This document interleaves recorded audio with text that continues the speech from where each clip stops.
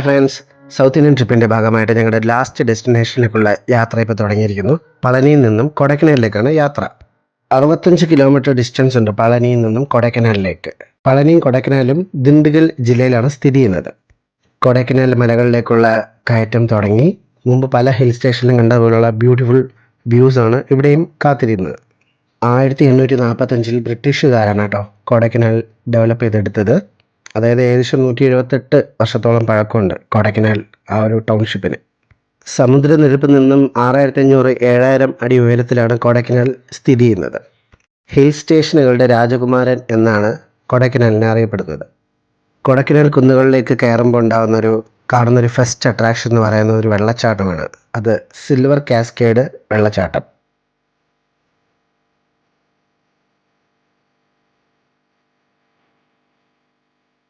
ഫോട്ടോസും വീഡിയോസൊക്കെ എടുക്കാനും ആ ഒരു ബ്യൂട്ടി ആസ്വദിക്കാനൊക്കെയാണ് കൂടുതലും ഇങ്ങോട്ടേക്ക് വരുന്നത്. പിന്നെ അവിടുന്ന് വീണ്ടും മുന്നോട്ട് പോയപ്പോഴത്തേക്കും ഒരു രസകരമായിട്ടുള്ളൊരു സ്ഥലം കണ്ടു. കൊടൈക്കനാൽ ടൗണിൻ്റെ തൊട്ടടുത്താണ് ഈ സ്ഥലം. പിന്നെ അവിടുന്ന് മുന്നോട്ടേക്ക് പോയിട്ട് റൂമൊക്കെ എടുത്ത് ഫ്രഷ് ആയിട്ട് ഞങ്ങൾ ആദ്യം പുറത്തേക്ക് കാണാൻ ഇറങ്ങിയത് കൊടൈക്കനാൽ ലേക്കാണ്, കൊടൈക്കനാൽ തടാകം.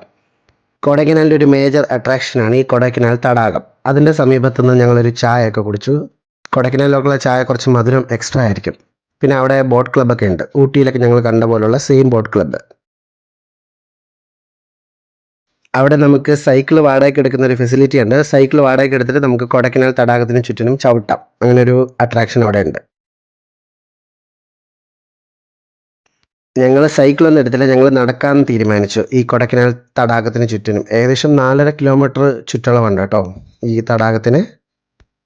അവിടെ അത് കാണിക്കുന്നൊരു സൈൻ ബോർഡൊക്കെ അവർ വച്ചിട്ടുണ്ട്. കൃത്യമായിട്ടുള്ളൊരു ദൂരമൊക്കെ നമുക്ക് കാണാൻ പറ്റും.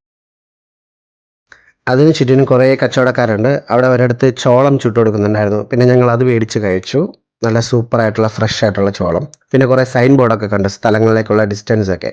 പിന്നെ രസകരമായിട്ടുള്ളൊരു സലൂൺ കണ്ടു, തലപതി എന്ന് പറഞ്ഞിട്ട്. തമിഴ്നാടാണല്ലോ അല്ലേ. അതുകൂടാഞ്ഞിട്ട് അവിടെ കുറേ സുവറിൻ ഷോപ്പുകൾ, ചോക്ലേറ്റ് ഷോപ്സ്, ഗിഫ്റ്റ് ഷോപ്പുകളൊക്കെ കുറേ കണ്ടു. ഞങ്ങൾ പിന്നെ ചോക്ലേറ്റ്സ് ഒന്നും മേടിച്ചില്ല, ഞങ്ങൾ ഊട്ടിയിൽ നിന്ന് ഓൾറെഡി മേടിച്ചിട്ടുണ്ടായിരുന്നു. പിന്നെ റൂമിലേക്ക് പോയിട്ട് അടുത്ത ദിവസം രാവിലെ തന്നെ ഞങ്ങൾ പുറത്തേക്ക് ഇറങ്ങി. നല്ല ട്രാഫിക് ഉണ്ട് കൊടൈക്കനാൽ ടൗണിൽ. പിന്നെ അവിടെ നിന്നൊരു സൂപ്പർ നാടൻ ചായ കുടിച്ചായിരുന്നു. അവിടെയൊക്കെ ചായക്ക് കുറച്ച് മധുരം എക്സ്ട്രാ ഉണ്ടാവും. ചായയും ഒരു കിടുക്കാച്ചി വാഴയ്ക്ക ബജിയും കഴിച്ചു. എന്നിട്ട് അവിടെ നമ്മളൊരു സൈൻ ബോർഡ് കണ്ടായിരുന്നു, അത് കൊടൈക്കനാലിലെ മേജർ ടൂറിസ്റ്റ് അട്രാക്ഷൻസ്. ആദ്യം ഞങ്ങൾ പോയത് കോക്കേഴ്സ് വാക്ക് എന്ന് പറയുന്നൊരു അട്രാക്ഷൻ ഉണ്ട്, അവിടേക്കാണ് പോയത്. അവിടെ അടുത്തൊരു ബോർഡ് വെച്ചിട്ടുണ്ട്. ഇത്രയും വ്യൂസ് അവിടെ നിന്ന് കാണാൻ പറ്റുന്നതാണ് അവർ പറഞ്ഞത്. ഇത്രയും സ്കൈ വാക്ക്, സിറ്റി വ്യൂ ഒക്കെ കാണാൻ പറ്റുന്നതാണ് അവർ പറഞ്ഞത്. പിന്നെ ഞങ്ങൾ ടിക്കറ്റ് എടുത്തിട്ട് അകത്തേക്ക് കയറി. മലയുടെ ചരിവിലേക്ക് നടക്കുന്നൊരു ഫുട്പാത്താണ് കോക്കേഴ്സ് വാക്ക് എന്ന് പറയുന്നത്. ഒരു പഴയ ബ്രിട്ടീഷുകാരനായിരുന്ന ലെഫ്റ്റനൻറ്റ് കോക്കേഴ്സ് ആണ് ഇത് നിർമ്മിച്ചത്.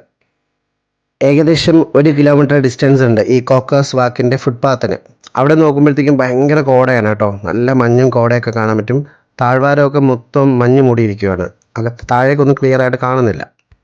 കുറച്ച് കഴിഞ്ഞപ്പോഴത്തേക്കും അവിടുത്തെ കോടയൊക്കെ ഇങ്ങനെ ചെറുതായിട്ട് മാറി ആ ടൗണിൻ്റെ അല്ലെങ്കിൽ ആ ഒരു താഴ്വാരത്തിൻ്റെ ദൃശ്യം ഇങ്ങനെ ചെറുതായിട്ട് തെളിഞ്ഞു തുടങ്ങി. നല്ല രസമുണ്ട് കേട്ടോ.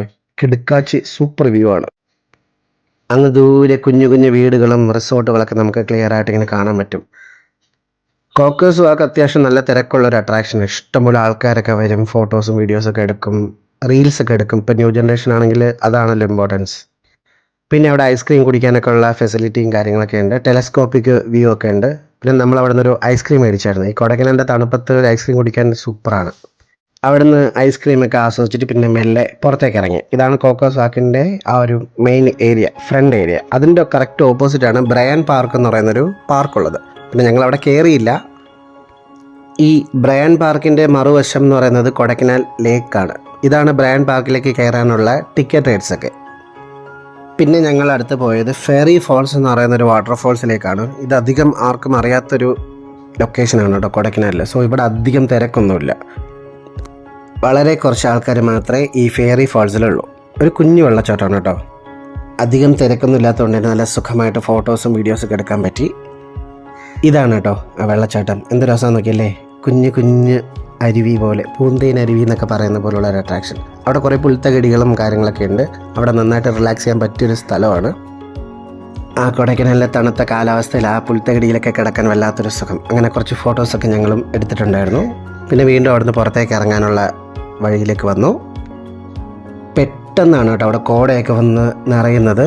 പെട്ടെന്ന് ഭയങ്കര ഇരുട്ട് പോലുള്ള ഫീലൊക്കെ ആയി. അടുത്ത് ഞങ്ങൾ എത്തിയ ലൊക്കേഷൻ ഗ്രീൻ വാലി പോയിന്റ് ആണ്. ഗ്രീൻ വാലി പോയിന്റിന്റെ പഴയ പേര് നിങ്ങൾക്ക് ഈ ഫോട്ടോ ഇതിൽ കാണാൻ പറ്റും. അതെന്താണെന്നുള്ളത് ക്ലിയർ ആയിട്ട് വായിച്ചിട്ടുണ്ടാവും, പറയാൻ പറ്റുന്നില്ല. ആ ഏരിയയിലും ഭയങ്കര കോട, നല്ല തിരക്കുമുണ്ട്. തൊട്ടടുത്തുള്ള വണ്ടികളും ആൾക്കാരെയും പോലും നമുക്ക് കാണാൻ പറ്റത്തില്ല. ആ രീതിയിലുള്ള കോട പെട്ടെന്ന് വന്ന് നിറയുകയാണ്. ഇതാണ് ഗ്രീൻ വാലിയിലേക്കുള്ള ആ ഒരു നടപ്പാത.